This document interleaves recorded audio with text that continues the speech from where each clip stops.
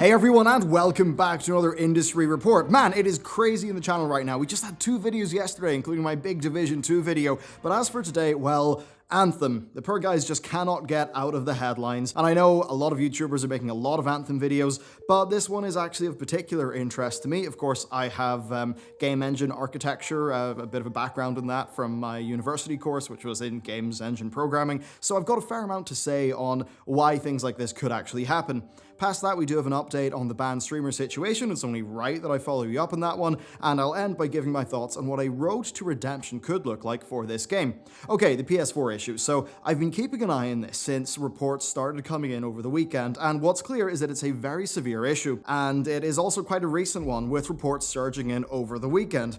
Now, Anthem was patched on the 1st of March, just before the weekend, so it seems like that patch managed to break something.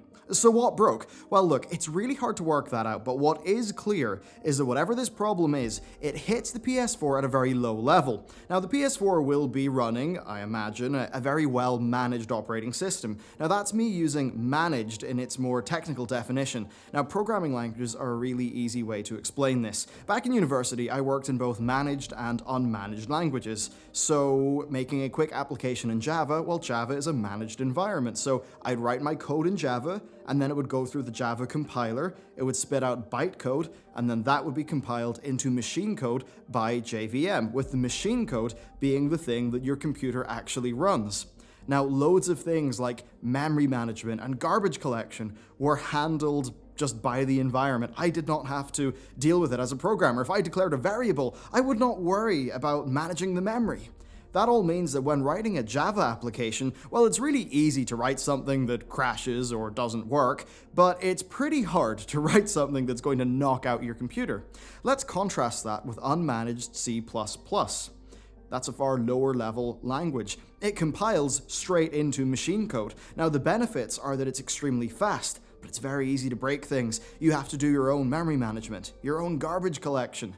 There isn't an intermediary step between really what you're writing and the machine code that gets spat out, like with a more managed system such as Java. So working on a PS4, I'm kind of saying it's kind of like that. It's not really, but it kind of is. Basically, you're bound to a very managed operating system where applications, let's just say, don't have an extreme amount of freedom. Typically, at least that's what I imagine for something big like a PS4. Now that means that while it's, unsurprising for, say, a ropey game to crash your PC, it's far less expected for that to happen on a console.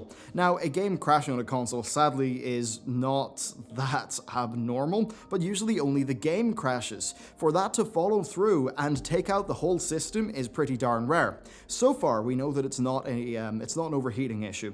Personally, I suspect that something is going on with memory here. You see, there were a bunch of what seemed like VRAM-related problems back in the beta, textures being corrupted or not loading in. Now, I wouldn't be surprised if the same problems or something like that is what's causing some of these problems on the PS4. You see, both consoles use a shared pool of memory for graphics and system memory, so what would just be a VRAM problem in PC could cascade to further problems on a PS4, I think. Now, some users are reporting whenever the system reboots, it then has to kind of rebuild their storage, and that's something that happens in a PS4 whenever you unplug it without it shutting down correctly.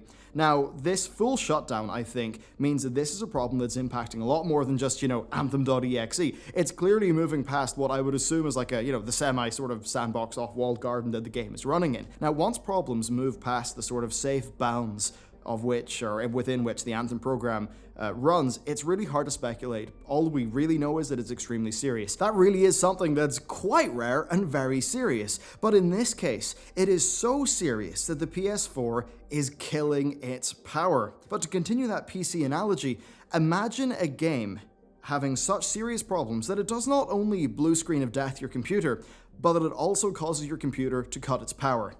That's super rare in PC. So it seems like BioWare must be skipping part of the certification process, or at least expediting something, because this should not happen on consoles. I mean, I wouldn't be surprised if AAA devs like BioWare would get more low-level access to the PS4. After all, they would need to squeeze every ounce of power out of that system, and maybe that's the root of why BioWare are able to mess up so badly that it manages to cascade out to the rest of the system. Now, it really does scream of rushed development, and I have to wonder if the most recent patch undid a fix that previously existed, or that maybe the patch was built off a version of the game that just did not have some fixes, or something like that. Now, I know the console performance for Anthem has been pretty darn rough, so it could be that these problems stem from BioWare trying to fix that. Overall, it's pretty rough. EA have said that they are aware of the problem, and initially reports were that Sony were not issuing refunds. However, it now does seem like Sony are willing to issue refunds. Now, on the topic of users reporting that their PS4s are being bricked, that's actually not the case, but what happens is that your PS4, well, it will cut the power, and you will need to reboot the PS4 into safe mode so that it's able to rebuild its database. Basically, that's because Anthem, all the stuff cascades, the PS4 shuts down, like killing its power, and that is what requires you to turn it on again using safe mode. Now, the thing is, if you don't know about that, then you're going to think that your PS4 is bricked. And because many people purchase a console over a PC because of the simplicity of just having a box that always works, for a lot of people, their console will feel effectively bricked until, of course, Sony are able to get the information out there. I'm assuming that basically their customer support is flooded with people just calling and being told, yup, you gotta reboot it in safe mode and it'll take a bit to rebuild its database. That seems to be what's going on based on what we know. No hardware appears to be fried. But past that, we do also have a quick update on the situation with the streamer Glad. As it turns out, he was banned for the Infinite Storm ult bug, which he did on stream and tweeted at the developers. Interestingly, he did not really gain from it materially, and that's why most people assume that his economy exploitation ban was referring to his heavy use of the overly generous free play chests. Now, in BioWare's email, they talked about how it's damaging to other players, how, you should report those things in private and all of that stuff. And I mean, likely they're saying it's unfair to players because it would allow for, very fast and therefore unfair levels of progression, which wouldn't really seem good. Now, that does seem kind of reasonable, but to be honest, I think the ban hammer was thrown down a little bit too quick. The guy was not sort of grinding out GM 2 or 3 stuff with a full team of perma-altered storms. It does seem like it brings up a bit of a grey area though, because there are quite a few glitches in strongholds, like movement ones and stuff like that people use to go through the strongholds a little bit faster. And it's the sort of thing that crops up when you have a large, efficiency-focused player base who are trying to get as much loot as is possible as quickly as they can. Now, with this precedent, it's quite hard for players to work out what is or is not okay. And even Blizzard, who do ban people for exploitation quite a lot whenever it happens, they tend to be quite reasonable. Recently in World of Warcraft, a boss that should only be lootable once per week was actually repeat lootable. So some players who spent hours obviously exploiting that were getting suspensions and loot being removed, but players who accidentally stumbled into it, maybe getting 2 to 4 loot eligible kills, they were fine, with Blizzard knowing that it was really only sensible to ban the most extreme people. Now, as for Glad, his ban is turned into a 2-week suspension. So overall, I think BioWare were maybe a touch overzealous here. They probably should have just quietly patched the problem out and moved on. This game, doesn't have a PvP mode. Frankly, it's barely a competitive game. I mean, high-end Anthem is literally just doing the same strongholds forever. Just that, 2 out of the 3 take far more time and have exactly the same loot as the other one. And that really does bring me on to actually just overall thoughts for Anthem and my Division video. It's clear that the Division video was not universally loved, but I still entirely stand by my point. While Anthem does have its unique advantages, my core point of the Division 2 video was that it's quite robust and well-rounded, having its dark zones, a queued PvP mode, lots of world content, better level design, better loot design, all that stuff. With Anthem, it's just not a well-rounded experience. And again, compare that to Destiny 2, where you have raids, strikes, Nightfall strikes, Gambit, Gambit Prime, Crucible, public events, bounties, and probably more that I'm forgetting. Now sure, Division 2 and Destiny 2 are both successor games, with Destiny 2 having multiple expansions, but here's the thing. That doesn't matter. Well, it only matters academically because when a customer is looking at the market, they're seeing a bunch of well-rounded games that they could put their money into. And then they see Anthem, which is just not able to hold a candle to the others. So if you're coming out in a crowded, competitive market, you better be coming out all guns blazing with loads of content. It's clear that Anthem was pretty much rushed out. I wouldn't be surprised if most of that game was built over the last 2 years, with much of its 6-year development cycle just not really making it into the final product. I mean, hell, just looking at the technical problems, it's clear that BioWare scrambled to get this thing out the door and are now scrambling to keep it alive.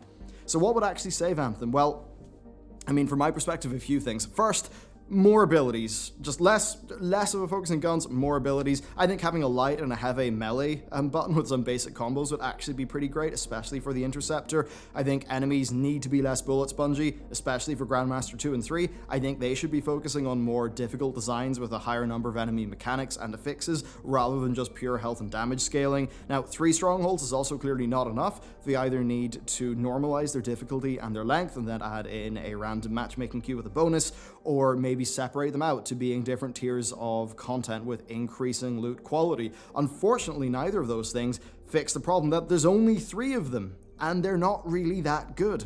Future strongholds need to come out at a fast rate, and they also need to be significantly better designed than the current offering. And broadly, they need to work out how to use flight in their combat design a lot better than they currently do. In terms of enemies, I mean, come on, like the Ash Titans are just not fun to fight. I think they should look to other game enemy designs for inspiration. Look, steal ideas to get the improvement you need quickly rather than focusing on being unique. Past that, I mean, game modes, that's a big problem. How about a defense horde mode? Maybe a heroic version of it that would have affixes and unique bosses. Sure, it wouldn't blow people's minds, but you know what this game needs? It needs more modes of play at the end game.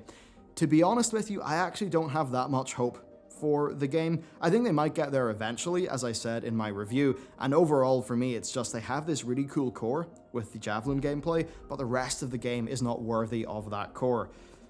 They pushed it out too early. I probably needed another year in the oven. Realistically, yeah, we can say it had a 6-year development cycle, but being real, we all know that most of that's, well, got thrown in a bin somewhere. I can't wait until Jason Schreier has his eventual article that's going through whatever development catastrophe happened here, especially given, say, his work for Mass Effect, or his work on Mass Effect Andromeda. We know he's very well sourced, or he has a lot of sort of ins with BioWare, so I wouldn't be surprised if that would come out at some stage.